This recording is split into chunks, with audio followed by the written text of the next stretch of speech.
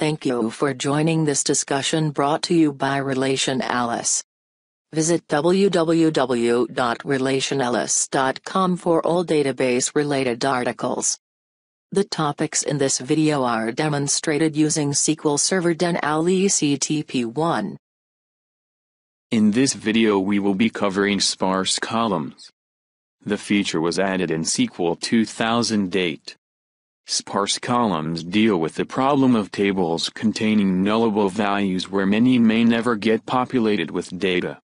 Columns that are not specified as sparse must reserve storage, even for null values. In regard to query performance, there is a tipping point where tables without sparse identified columns will outperform those with. Sparse identified columns should only be used when it is expected that many columns will have null values.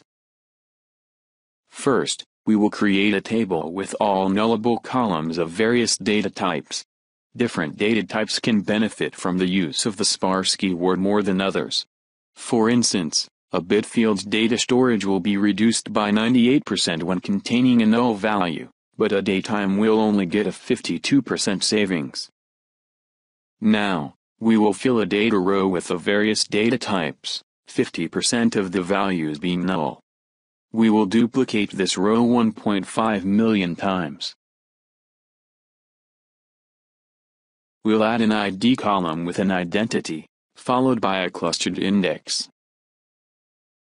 Now, let's see what kind of storage the without sparse columns table is using. So far, we are using over 103 megabytes of data storage for a table that has 1.5 million rows with only 50% of the columns populated. Remember, this table has no sparse identified columns in its definition. We will repeat the same steps for our with sparse columns table. Note the sparse argument in each column. Remember, a sparse identified column cannot be set as not null.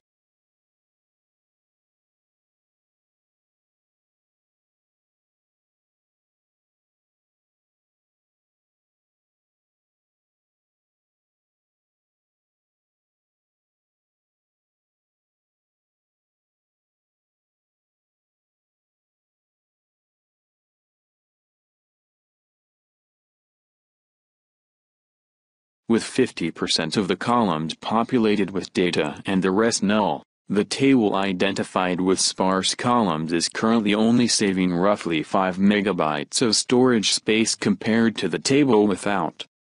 Later, we will look at the query performance.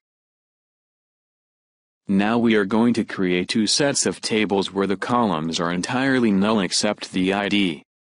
One table will have sparse identified columns. The other will not.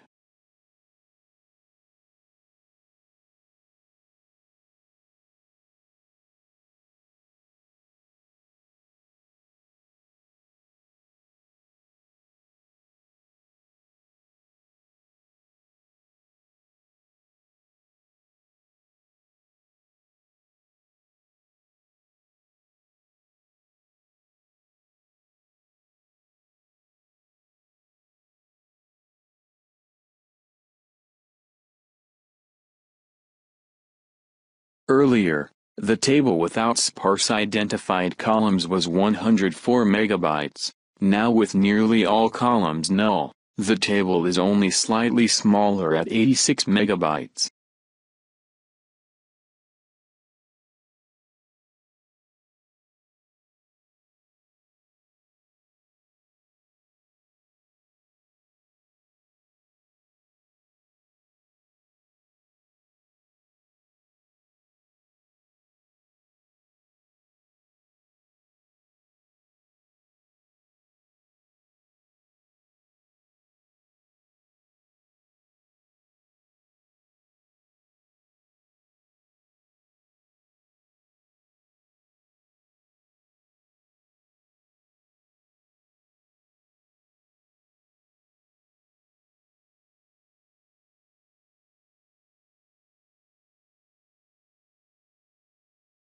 The table with sparse identified columns and nearly all null values uses significantly less storage space at only 13 megabytes.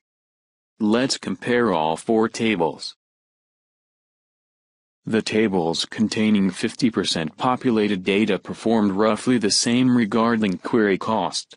However, the null table with sparse identified columns performed exceptionally well with an execution cost of on just 8%. Row compression was introduced in SQL 2008 Enterprise and offers data saving as well as performance improvements. Now we will compress the tables that do not have sparse identified columns. Row compression cannot be used with the sparse column feature. Looking at the storage comparison, amazingly, the compressed table has nearly caught up with the storage savings of the sparse identified table. Let's compare the same query we previously attempted. With row compression, the compressed table performs nearly as well as the table with sparse identified columns. Lastly, we will add a covered index and include the null column that we are searching on. With the new index, the sparse column still has the lowest execution cost of 23% compared to the compressed table's 27%.